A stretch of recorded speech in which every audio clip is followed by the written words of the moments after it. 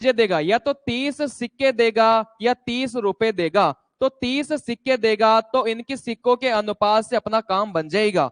लेकिन अगर वो 30 रुपए देगा, मतलब रुपए में देगा, तो अपन को क्या निकालना पड़ेगा, इनका मूल्य अपन को निकालना पड़ेगा। ठीक है ना। अगर यहाँ पर वो रुपए में देता है तो मुझे इनके मूल्य का अनुपात भी निकालना पड़ेगा। ठीक है, तो यहां से मूल्य का अनुपात कैसे निकलेगा, देखो 25 पैसा, तो 25 को 1 से गुणा करूंगा तो कितना आ जाएगा, 25 आ जाएगा। 10 को 2 से गुणा करूंगा तो कितना आ जाएगा, 20 आ जाएगा। 5 को 3 से गुणा करूंगा तो कितना आ जाएगा, 15 आ जाएगा। लेकिन आपने एक बात देखी होगी कि यहाँ पर सभी पैसे में था। ठीक है ना, यहाँ पर सभी पैसे में था, तो 25 को 1 से गुणा करूंगा तो ये भी पैसे में आएगा, ये भी पैसे में आएगा, और ये भी किस में आएगा, पैसे में आएगा। तो मैंने आपको एक बात बताई है कि आप हमेशा रुपए में लेके चलना, क्योंकि सवाल में देखो यहाँ पर 30 रुपए दिया हुआ था। बात समझ में आ रही है, तो आप हमेशा रुपए में लेके चलना। तो इसको रुपए बनाने के लिए 100 का भाग दूंगा तो कितना हो जाएगा, 0.25, ये कितना हो जाएगा, 0.20, ये कितना हो जाएगा, 0.15। बात क्लियर है सभी को, क्योंकि यहाँ पर जो 30 है वो रुपए में देके रखा था, तो इसको भी मैं किस में बना लूंगा, रुपए में बना लूंगा। 25 को 1 से गुणा किया, 25 पैसा आया, लेकिन पैसे को रुपए में बदलने के लिए 100 का भाग देना पड़ेगा। 100 का भाग दूंगा तो आप 1/4, वैसे मत करना, ठीक है ना, वो पॉइंट वाला कॉन्सेप्ट अपनाना। ठीक है ना, तो 0.25 हो जाएगा। 10 को 2 से गुणा किया तो 20 पैसा आया, 20 में 100 का भाग दूंगा तो कितना आ जाएगा, 0.20 आ जाएगा। 5 को 3 से गुणा करूंगा तो 15 आएगा, 15 में 100 का भाग दूंगा तो कितना आ जाएगा, 0.15 आ जाएगा। ठीक है, अब यहां से मैं इन सबको जोड़ूंगा तो कितना आ जाएगा, 0 पॉइंट कितना आ जाएगा, 60 आ जाएगा। बात समझ में आ रही है। अगर मैं इन तीनों को जोड़ूंगा तो मुझे क्या मिलेगा, 0.60 मिलेगा। मतलब यहां से तो 0.60 रुपए बना रहा था, और सवाल में कितने रुपए बना रहा था, 30 रुपए बना रहा था। तो 0.60 इकाई का मान कितना हो जाएगा, 30 रुपए हो जाएगा। तो एक इकाई का मान कितना हो जाएगा, 30 बटे में 0.60। बात समझ में आ रही है। इस पॉइंट को मैं हटाकर ऊपर कितनी जीरो लगा दूंगा, 2 जीरो लगा दूंगा। देखो यहां से मेरा 0 से 0 कट गया, 300 में 6 का भाग दूंगा तो कितना आ जाएगा, 50 आ जाएगा। तो एक इकाई का मान अगर 50 आ गया, अब मेरे से कुछ भी पूछे, ठीक है ना, जैसे मेरे से पूछा था 5 पैसे के सिक्कों की संख्या। देखो 5 पैसे के सिक्कों की संख्या कितने थे, 3 थी। अगर एक इकाई का मान 50 है तो 3 इकाई का मान कितना हो जाएगा, 150 हो जाएगा।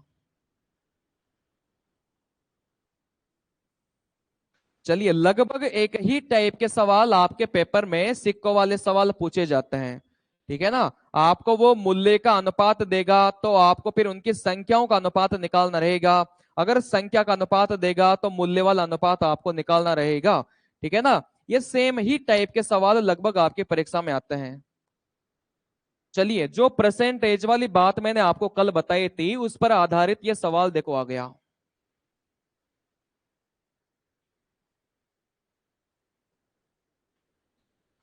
देखो सवाल में क्या दिया है, राजू के पास सिक्कों के रूप में 210 रुपए हैं, रुपए में दिया है। ठीक है, सिक्के का 20% 5 रुपए है, 25% 10 रुपए का है, 15% 2 रुपए में, और शेष 1 रुपए मूल्य वर्ग में है।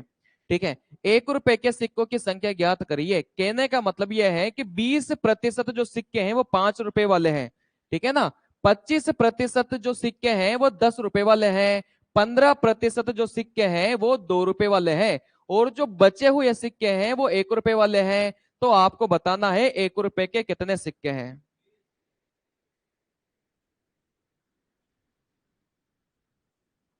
ठीक है, तो देखो जब भी सवाल कैसा भी आए, जब भी सवाल कैसा भी आए सिक्का वाला, सबसे पहले तो ये लिखो कि कौन कौन से सिक्के अपने पास थे। तो यहां पर मैंने देखा कि 5 रुपए का सिक्का था,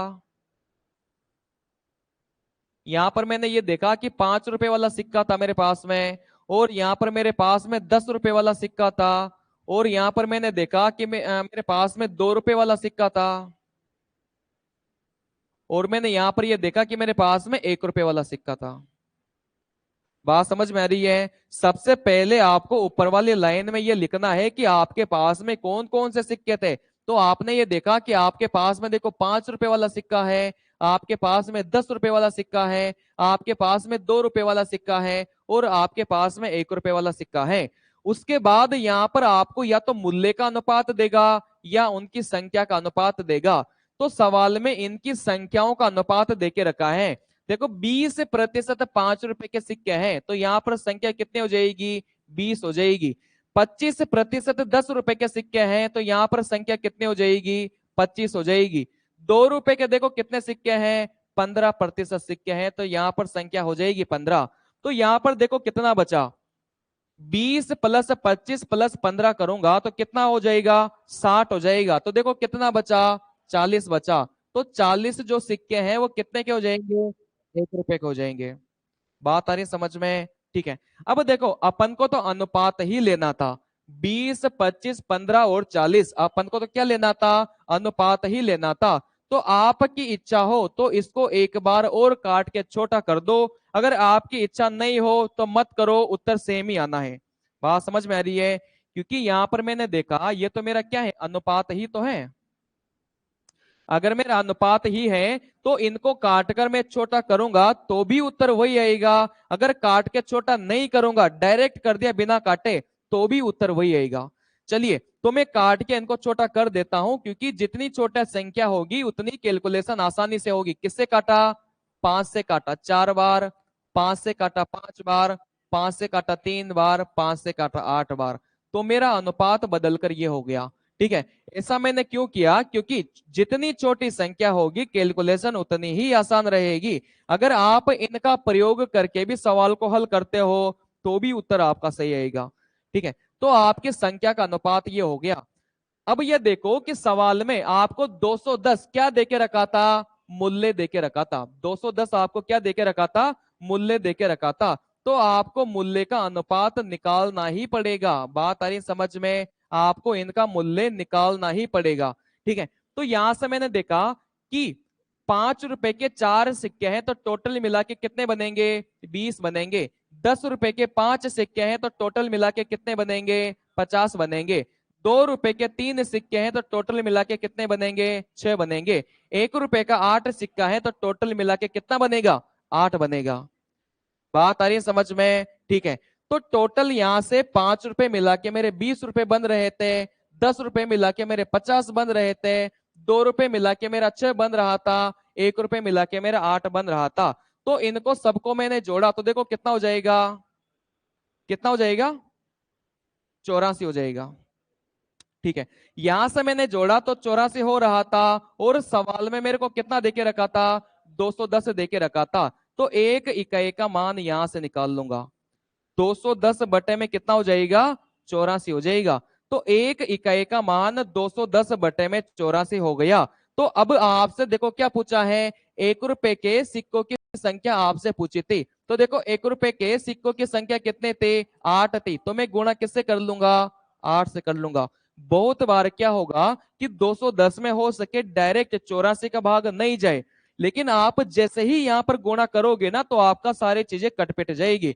तो आपने ये देखा कि 84 इकाई का मान 210 है, तो एक इकाई का मान हो जाएगा 210 बटे में 84। ठीक है ना? तो एक इकाई का मान 210 बटे में 84 हो गया। और मेरे को निकालना था कि 1 रुपए के कितने सिक्के थे। तो देखो 1 रुपए का 8 सिक्का था, तो मैं 8 से गुणा कर दूंगा। ठीक है। देखो इसको काट लो। किससे काटा? 4 से काट लो। 4 दूनी 8, 4 एकम 4, 4 से काट लो 2 बार। देखो ये कितनी बार काटेगा? 10 बार काटेगा। 10 को 2 से गुणा करूंगा, कितना आ जाएगा? 20 आ जाएगा। तो मेरा उत्तर हो जाएगा 20। आ गया समझ में?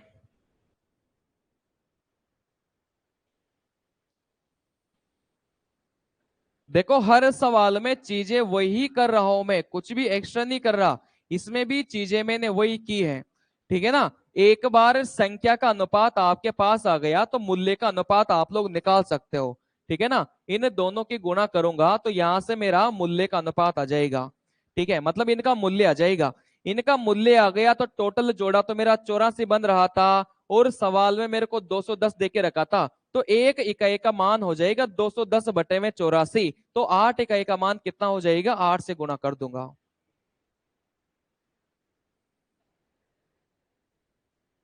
हाँ, क्या बोल रहे हो? कौन सी पीडीएफ? कौन सी पीडीएफ?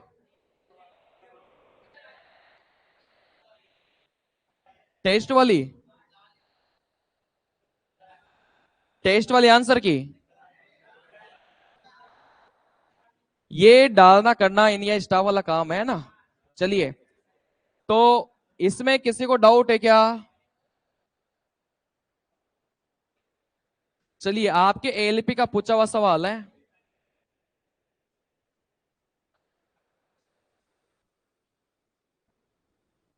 1 रुपया 50 पैसा और 25 पैसे के कुछ सिक्कों का मूल्य 93.75 रुपए है, और उनकी संख्या का अनुपात 3, 4, 5 है।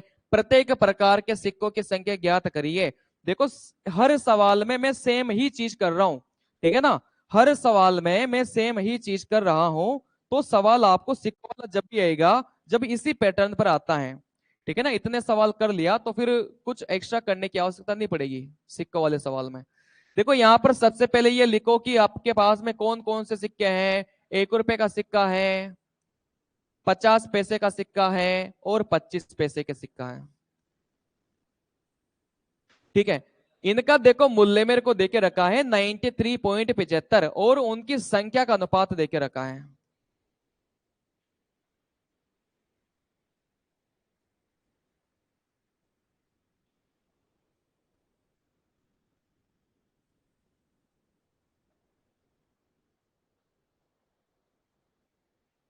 क्या आ जाएगा? 45, 60, 75, सही है। चलिए, तो यहां पर मैंने क्या देखा, यहां पर मैंने क्या देखा कि मेरे पास में कौन कौन से सिक्के थे।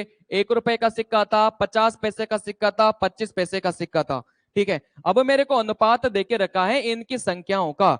लेकिन सवाल में आप लोग देखोगे तो 93.75 आपको क्या देके रखा है, उनका मूल्य देके रखा है। तो मूल्य का अनुपात होना मेरे पास में बहुत जरूरी है। तो मूल्य का अनुपात कैसे निकालूंगा? इन दोनों की गुणा कर लो तो कितना आ जाएगा, 3 आ जाएगा। 50 की 4 से गुणा करूंगा तो कितना आएगा, 200 आएगा। लेकिन 200 पैसा आया, क्योंकि ये मेरा 50 क्या था, पैसा था। तो 200 में आप 100 का भाग दोगे तो कितना आ जाएगा, 2 आ जाएगा। देखो, 25 गुणा 5 कितना हो जाएगा, 125। 125 में 100 का भाग दोगे तो कितना आ जाएगा, 1.25 आ जाएगा। बात क्लियर है यहां से? ठीक है। यहां से मैंने मूल्य को जोड़ा तो कितना आ रहा था, 6.25 आ रहा था। और वहां पर सवाल में मूल्य कितना देके रखा था, 93.75 देके रखा था। तो एक इकाई का मान मैं निकालूंगा, तो 93.75 भाग किसका दे दूंगा, 6.25 का भाग दे दूंगा, ठीक है। तो एक इकाई का मान शायद 15 आएगा मेरे हिसाब से, ठीक है ना। हाँ, पॉइंट से पॉइंट को काट लो। 25 से काटो, देखो 25 से काटूंगा कितनी बार कटेगा, 25 बार कटेगा।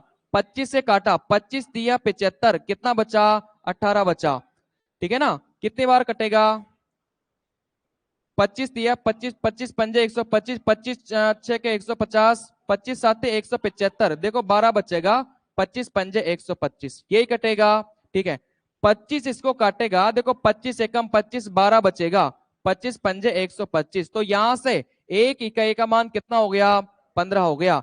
अगर एक इकाई का मान 15 हो गया, अब मेरे से कुछ भी पूछे, ठीक है ना। मेरे से उसने पूछा है कि प्रत्येक प्रकार के सिक्कों की संख्या। देखो, संख्या का अनुपात मेरे पास में ये देके रखा था, तो प्रत्येक को किससे गुणा कर दूंगा, 15 से। तो यहां से हो जाएगा 45, यहां से हो जाएगा मेरे पास में 60, यहां से हो जाएगा मेरे पास में 75। चलिए, तो लगभग हर सवाल में मैं सेम ही चीज कर रहा हूं, है ना। सिक्के वाले सवालों में तो आपके जो सिक्के वाले सवाल आते हैं वो इसी पैटर्न पर आते हैं, ठीक है ना। चाहे आप एसएससी वाले देख लो, चाहे आप रेलवे वाले देख लो, इसी पैटर्न पर आपके सवाल आते हैं।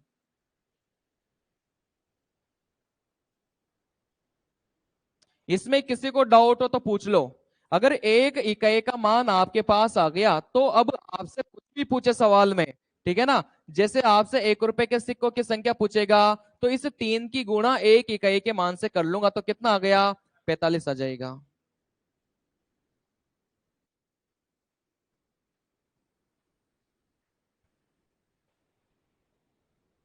चलिए, हो गया, क्लियर है।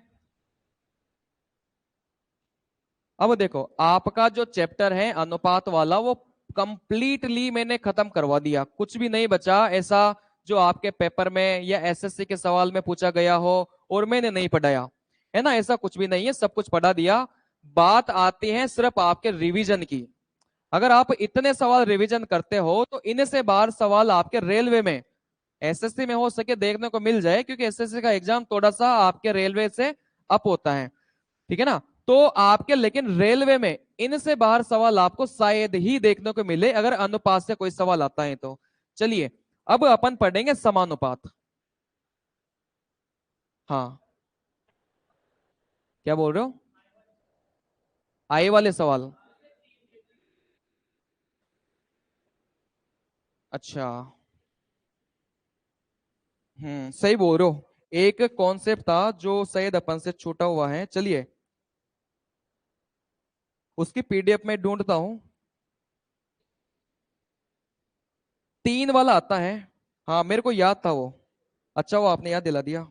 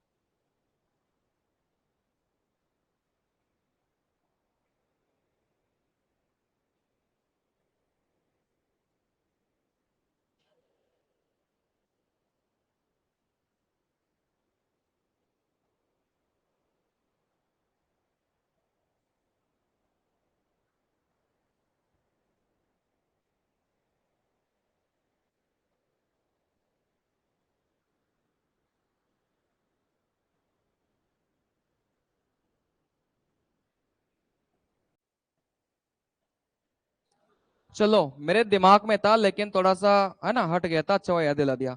चलिए,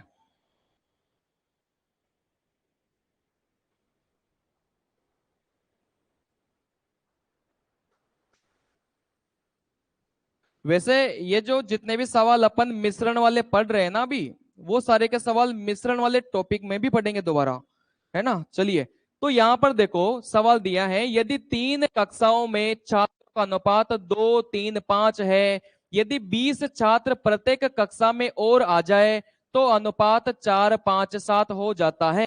शुरुआत में कुल छात्र कितने थे, इसी प्रकार का आए वाले सवाल आता है।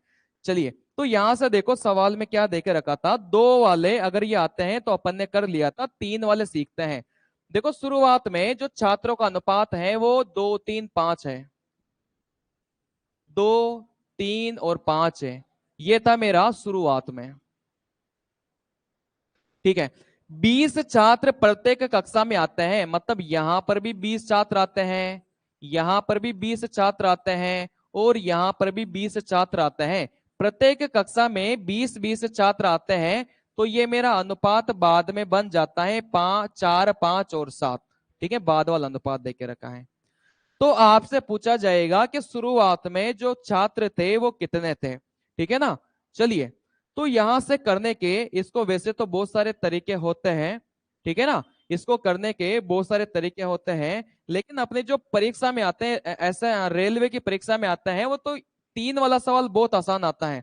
लेकिन एक जनरल सवाल, क्योंकि अपने जो रेलवे में आता है वो तो मतलब बिल्कुल फिक्स पैटर्न पर सवाल आते हैं, लेकिन मैं एक जनरल, कुछ भी पैटर्न चेंज हो जाए, कैसा भी हो जाए, तो उस हिसाब से मैं आपको हल करना बता देता हूं। ठीक है, तो आप ये क्या करो, देखो यहाँ पर 20 छात्र हैं, 20 छात्र हैं, 20 छात्र हैं, हो सके यहाँ पर छात्रों की संख्या भी अलग अलग दे दे। जैसे पहले, है ना, जैसे पहले 10 का इंक्रीमेंट हो रहा है, दूसरे में 20 का इंक्रीमेंट हो रहा है, तीसरे में 30 की वृद्धि हो रही है, मतलब ऐसा कुछ भी सवाल दे सकता है। तो आपको जब भी ऐसा सवाल आएगा तो कोई भी दो अनुपात उठा लो आप लोग।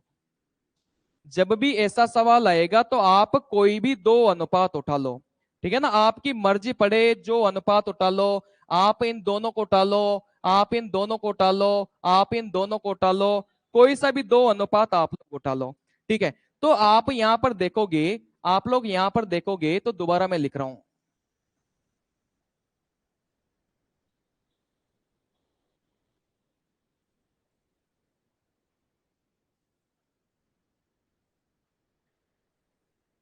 ठीक है, तो आप कोई से भी दो अनुपात उठा के ऐसे सवालों को हल कर सकते हो जब भी आपका 3 अनुपात में आएगा।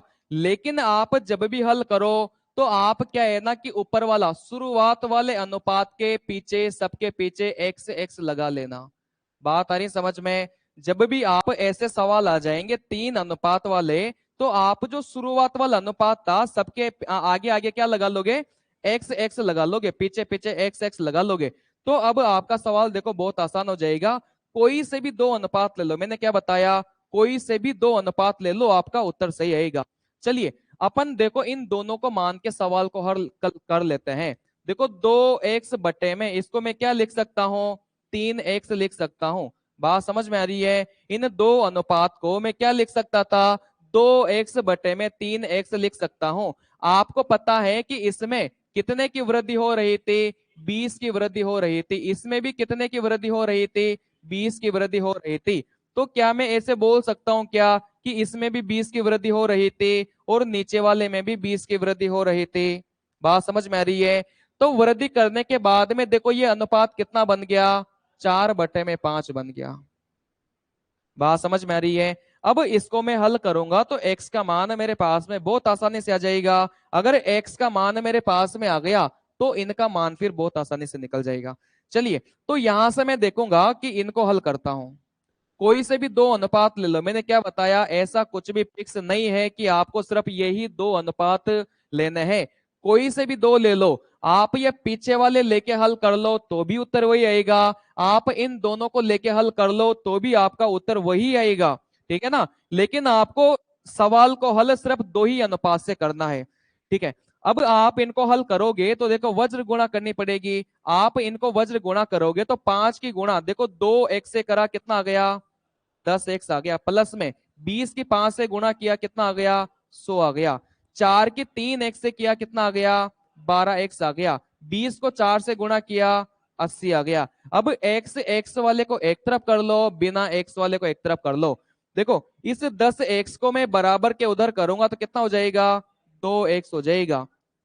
80 को मैं इधर लेके आऊंगा तो कितना हो जाएगा, 20 हो जाएगा।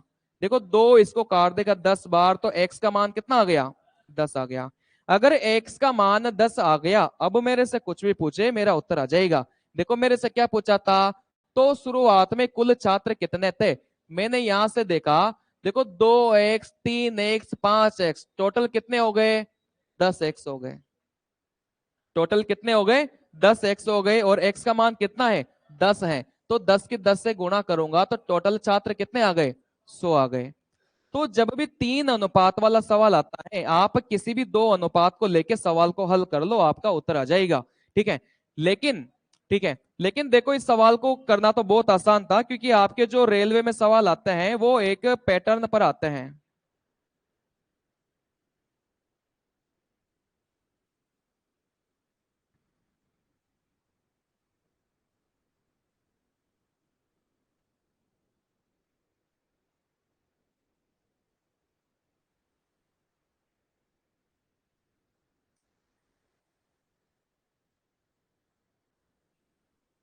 ठीक है। आपके जो रेलवे में सवाल आते हैं लगभग इसी पैटर्न के सवाल आते हैं, तो इसको करना बहुत आसान था। देखो ध्यान से देखिए, जो मैंने तरीका आपको सिखाया है वो तो पैटर्न कोई सा भी बदल जाए आपका उत्तर आ जाएगा, लेकिन आपके जो सवाल मैंने देखे रेलवे के वो इसी पैटर्न के आते हैं।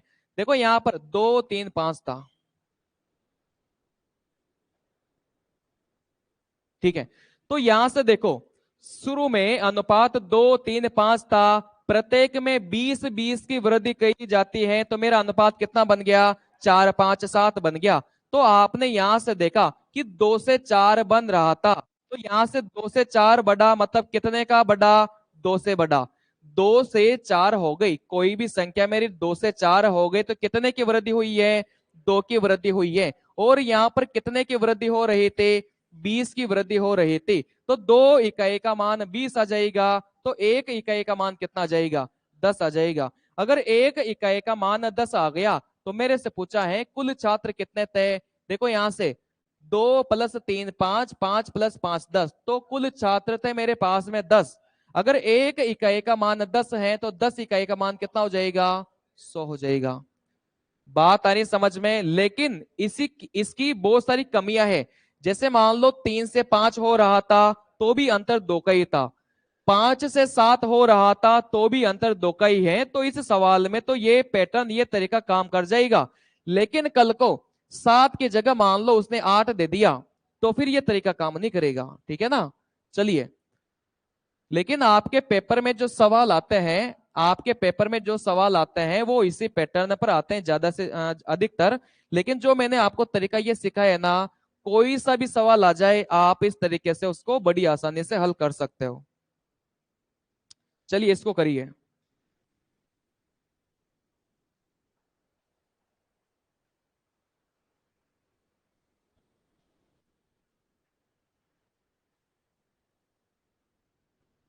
अब इसमें वो तरीका नहीं लगेगा सेकंड वाला, ठीक है ना, क्योंकि अंतर सब में अलग अलग है। यहाँ पर अंतर सेम होना चाहिए वहां पर, तब लगेगा वो सेकंड वाला। लेकिन आपके जो रेलवे में सवाल आते हैं ना अंतर सेम देता है वो।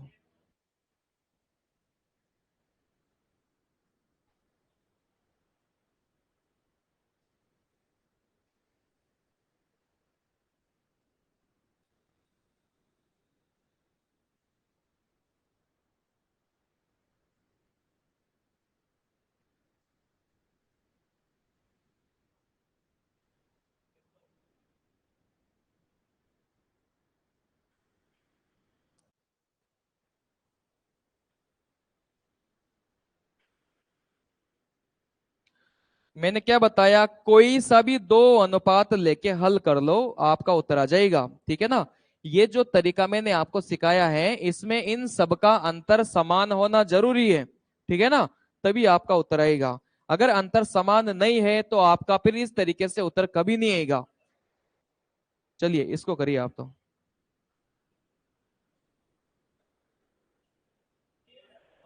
कितना आ रहा है, 150 आ रहा है, ठीक है। तो यहां से मैंने देखा 4 से 11 हो रहा था, 7 का अंतर था, 5 से 13 हो रहा था, 8 का अंतर आ गया, अंतर अलग अलग हो गया, तो तरीका मेरा पहले वाला लगेगा। वो तरीका चाहे अंतर समान हो चाहे अंतर समान नहीं हो सभी में लग जाएगा, ठीक है।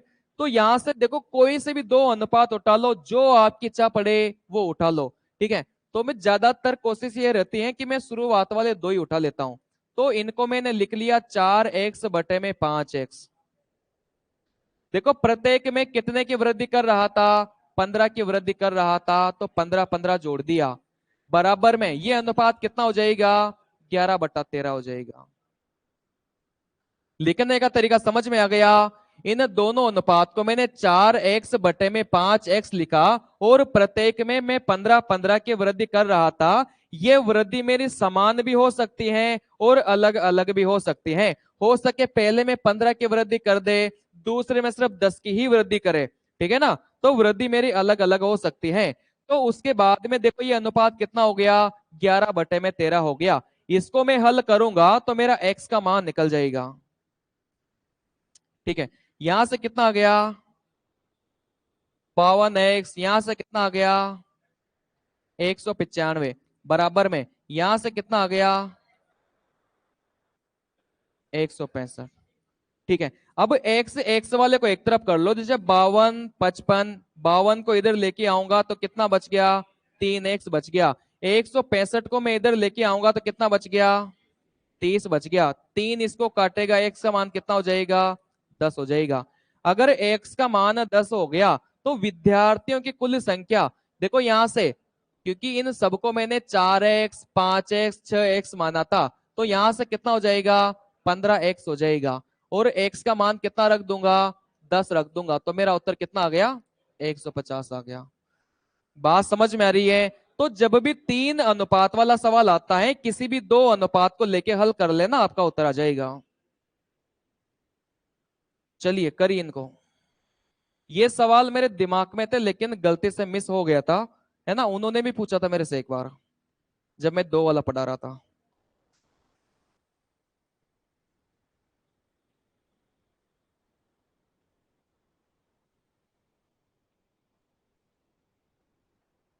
तीन कक्षाओं में विद्यार्थियों की संख्या का अनुपात 2 3 4 है। यदि प्रत्येक कक्षा में 12 विद्यार्थी और बढ़ा दिए गए तो यह अनुपात 8 11 14 में परिवर्तित हो जाता है। तीनों कक्षाओं में प्रारंभ में विद्यार्थियों की संख्या कितनी थी? देखो एक लड़का बोल रहा है कि क्रॉस वाला मेथड से भी हो जाएगा क्या? नहीं, क्रॉस वाले मेथड से 2 अनुपात वाले सवाल बन पाएंगे बार। क्या बोल रहे हो?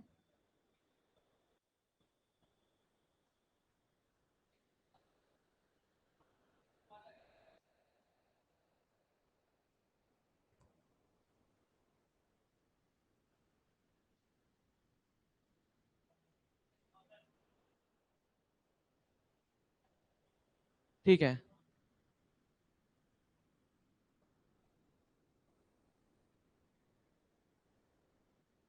हाँ, जिसको नहीं दिख रहा सवाल लिख रहा हूं मैं। 8 11 14, प्रत्येक में वृद्धि की जाती है 12 विद्यार्थियों की।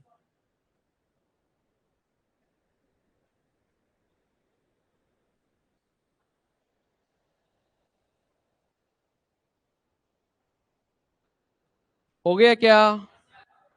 चलिए, वैसे क्रॉस वाले से भी बन जाएगा अगर आप 2 अनुपात लेके करोगे तो, क्योंकि चीजें तो अपन सेम ही कर रहे हैं। ठीक है ना? क्या? हाँ, वृद्धि, हाँ बिल्कुल, अलग अलग करेगा तो भी आपका उत्तर बिल्कुल सेम आएगा। ठीक है ना? अभी ऐसा सवाल भी आएगा मेरे हिसाब से। ठीक है, अगर अलग अलग करेगा तो भी आपका उत्तर आएगा। ठीक है ना? अगर अलग अलग करेगा तो भी आपका उत्तर आएगा, टेंशन मत करो। ठीक है, तो यहां से मैंने देखा इसको 2x 3x और 4x में मान लेता हूं। तो यहां से मैंने देखा 2x बटे में कितना हो जाएगा, 3x हो जाएगा। प्रत्येक में मैं 12 12 की वृद्धि कर रहा था, तो यहां से मेरा अनुपात कितना आ जाएगा, 8/11 आ जाएगा। अलग अलग की वृद्धि करेगा तो भी आपका उत्तर आएगा, लेकिन फिर सवाल को वो इस प्रकार से सेट करता है कि ये डाटा 3 अनुपात में बिल्कुल फिक्स रहता है। ठीक है ना? चलिए, क्योंकि डाटा ये जो अनुपात दिए जाते हैं ना, बहुत सोच समझ कर दिए जाते हैं, ऐसे ही नहीं दिए जाते। चलिए, तो यहां से मैं इनको हल करूंगा तो 11 को 2 से गुणा करूंगा तो 22x हो गया, प्लस में यहां से कितना हो गया, 132, बराबर में 8 तिया मेरा 24x हो गया, 96 हो गया। ठीक है, देखो 22x को मैं उधर लेके जाऊंगा तो कितना हो जाएगा, 2x हो जाएगा। इसको मैं इधर लेके आऊंगा तो कितना हो जाएगा, 36 हो जाएगा। ठीक है, तो इसको काटेगा कितनी बार, 18 बार, तो x का मान कितना हो जाएगा, 18 हो जाएगा। अगर x का मान 18 हो गया तो यहां से कुल संख्या मेरे से पूछे थे, तो 2 + 3 5, 5 + 4 9, 9x मतलब 9 की गुणा में 18 से करूंगा तो यहां से कितना हो गया, 162 हो गया। वैसे 2 अनुपात को अगर अपन क्रॉस वाले मेथड से भी करेंगे ना तो भी हो जाएगा, क्योंकि चीजें तो अपन सेम ही कर रहे हैं। ठीक है ना? किसी भी दो अनुपात को किसी भी 2 अनुपात को लेके आप क्रॉस वाला मेथड लगा लो तो भी आपका उत्तर आ जाएगा मेरे हिसाब से। ठीक है ना? आना चाहिए, क्योंकि चीजें तो अपन सेम ही कर रहे हैं यहाँ पर।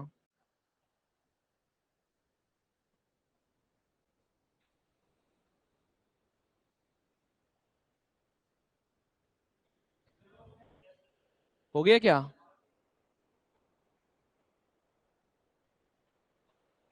हो गया क्या? चलिए, तो यहां पर ये जो 3 वाले सवाल हैं आपके इसी प्रकार के पूछे जाते हैं जो मैंने आपको सिखा दिया। चलिए, बाकी जो भी मिश्रण के टाइप के सवाल हैं अपन उनको मिश्रण वाले टॉपिक में ही करेंगे।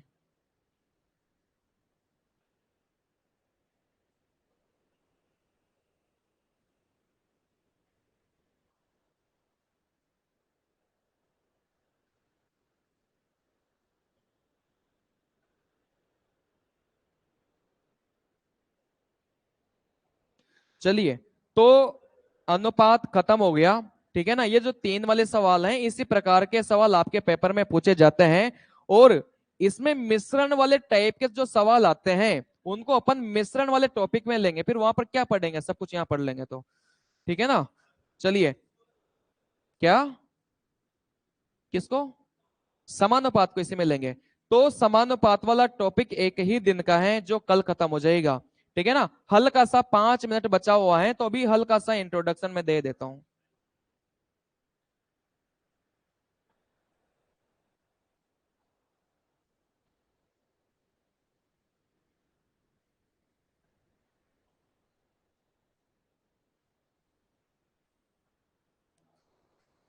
देखो, समानुपात क्या होता है? ए अनुपात बी, सी अनुपात डी। ठीक है, देखो ध्यान दो, यहां पर आपको लिखा है ए अनुपात बी। ये जो चिन्ह होता है ना, ये होता है मेरा समानुपात का। तो इस चिन्ह का मतलब देखो कुछ भी नहीं होता, इस चिन्ह का मतलब होता है बराबर। इस चिन्ह का मतलब क्या होता है? बराबर होता है। तो यहां से देखो, इसी चीज को मैं क्या लिख सकता हूं? इसी चीज को मैं लिख सकता हूं। देखो, ए अनुपात बी को क्या मैं ए बटा बी नहीं लिख सकता? क्या लिख सकता हूं? समानुपात का मतलब बराबर होता है तो इसको मैं बराबर लिख लूंगा। सी अनुपात डी मतलब कितना हो जाएगा? सी बटे में डी हो जाएगा। तो ये कुछ भी नहीं है, ये जो मैंने लिखा है इसका मतलब ए बटे में बी बराबर सी बटे में डी है। बात आ गई समझ में? चलिए, अगर मैं आपको ऐसा बोलूं, अगर मैं आपको ऐसा बोलूं, ठीक है, और आपसे मैंने पूछ लिया कि x का मान निकालिए कितना होगा। अगर मैंने आपसे पूछ लिया कि x का मान निकालिए कितना होगा, ठीक है, तो यहां से मैंने इन दोनों को देखा तो 2/3 हो गया, बराबर में इसको मैंने देखा तो 4 बटे में x हो गया। तो 4 को काटेगा 2 बार, 2 के 3 से गुणा करूंगा तो कितना आ जाएगा? 6 आ जाएगा। बात आ रही समझ में? चलिए, तो यहां से देखो मैंने एक चीज देखी, यहां से आप लोग देखोगे ए अनुपात बी ए बटे में बी हो गया, सी अनुपात डी सी बटे में डी हो गया। अगर मैं इनकी क्रॉस गुणा करूंगा, अगर मैं इनकी क्रॉस गुणा करूंगा तो ए को डी से गुणा करूंगा, बराबर में बी को किससे गुणा करूंगा? सी से गुणा करूंगा। तो आपने एक चीज नोटिस की होगी यहां पर, ठीक है ना, वैसे तो मैं बताता नहीं हूं, मेरा तो एक ही फंडा होता है ये वाला, है ना। वैसे लोग बताते हैं कि ए को डी से गुणा किया मतलब ए को डी से गुणा किया, बी को सी से गुणा किया, बी को सी से गुणा किया, मतलब बाहर बाहर वाले का गुणा कर दो वो किसके बराबर हो जाएगा? अंदर अंदर वाले का गुणा कर दो उसके बराबर हो जाएगा। ठीक है ना। चलिए, जैसे मैं आपको बोल देता हूं 2:x बराबर में 4 समानुपात 4:5। ठीक है, तो यहां से अपन ने क्या सीखा था कि बाहर बाहर वाले को गुणा कर दो और अंदर अंदर वाले को गुणा कर दो। देखो, 5 को 2 से गुणा करूंगा मेरे को 10 मिलेगा, बराबर में 4 को x से गुणा करूंगा मुझे 4x मिलेगा। ठीक है, तो x का मान कितना हो जाएगा? 10/4 हो जाएगा। तो यहां से कितना हो जाएगा? यहां से कितना हो जाएगा? 2.5 हो जाएगा। बात समझ में आ रही है? तो कहने का मतलब यह है कि बाहर बाहर वाले को गुणा कर दो वो किसके बराबर हो जाएगा? अंदर अंदर वाले के गुणा के बराबर हो जाएगा। लेकिन मैं आपसे बोलूंगा कि इसको बहुत ज्यादा ध्यान मत रखना।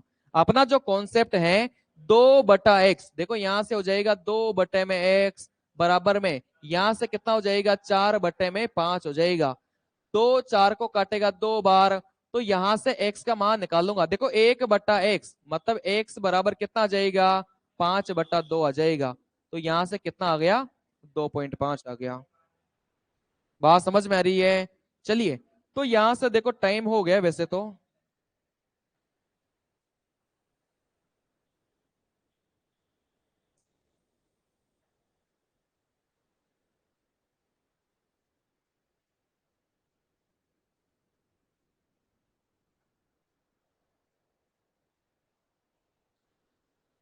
निकालिए कितना होगा, कितना होगा, 14 होगा। चलिए, तो यहां से मैंने देखा कि 10 बटे में कितना हो जाएगा, 7 हो जाएगा, बराबर 20 बटे में कितना हो जाएगा, x हो जाएगा। 10 20 को काटेगा 2 बार, 2 की गुणा 7 से करूंगा तो x का मान कितना आ गया, 14 आ गया। बात क्लियर है? तो ये समानुपात का एक मतलब है कि समानुपात का मतलब क्या होता है। चलिए, अगर मैं आपको कोई भी चार संख्या दे दूं, अगर मैं आपको कोई भी चार संख्या दे दूं ए बी सी और डी, ठीक है, अगर मैं आपको कोई भी चार संख्या दे दूं एबीसीडी और आपको मैंने बोल दिया कि एबीसीडी मेरी समानुपात में है,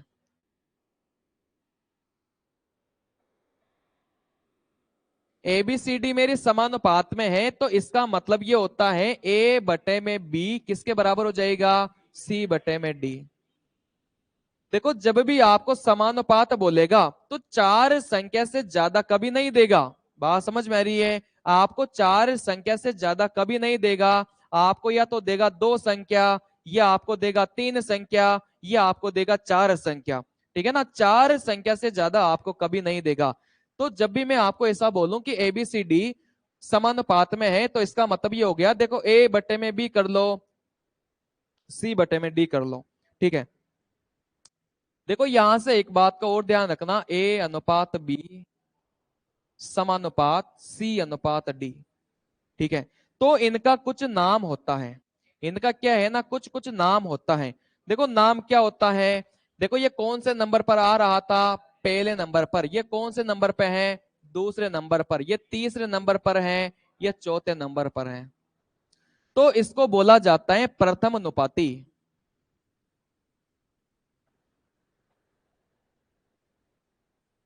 मतलब आपको कोई भी तीन संख्या देके पूछेगा कि इनका प्रथम अनुपाती निकालिए, ठीक है ना, वो अपन कल पढ़ेंगे, पहले आप नाम जान लो। इस पहले वाले का नाम प्रथम अनुपाती है, तो पूरा याद रखने की आवश्यकता नहीं है, यहाँ नाम से पता चल रहा था कि आपको पहला वाला निकालना है। ठीक है, इस दूसरे वाले को बोला जाता है द्वितीय अनुपाती।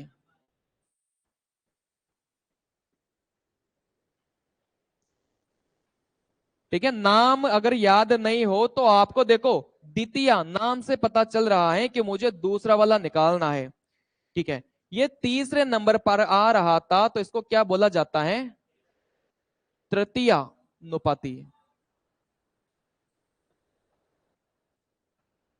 तीसरे नंबर पे था तो तृतीय अनुपाती। देखो ये मेरा चौथे नंबर पर है, तो इसको क्या बोलूंगा,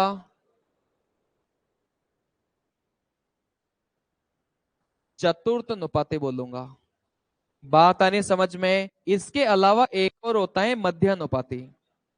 ठीक है ना, चार तो अपन ने पढ़ लिया, इसके अलावा एक और होता है मध्य अनुपाती।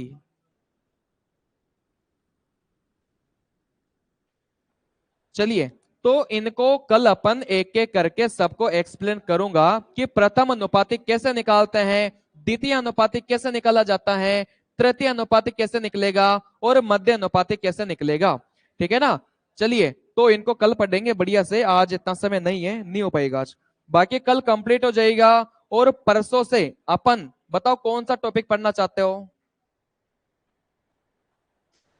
ठीक है ना, मिश्रण पढ़ेंगे।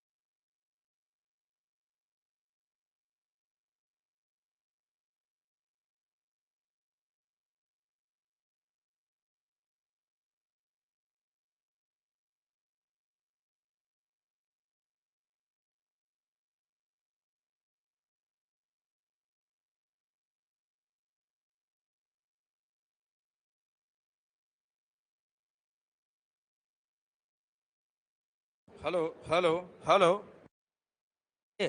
हेलो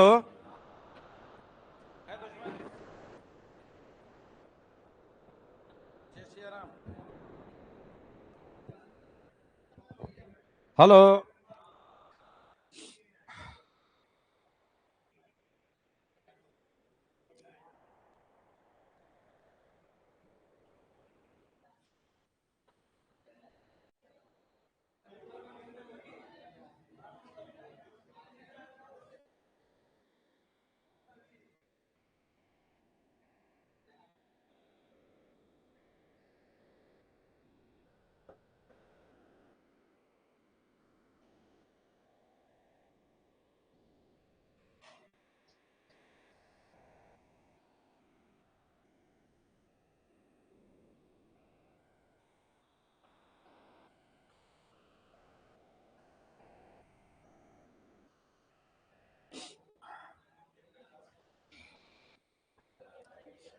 हेलो ध्यान दें।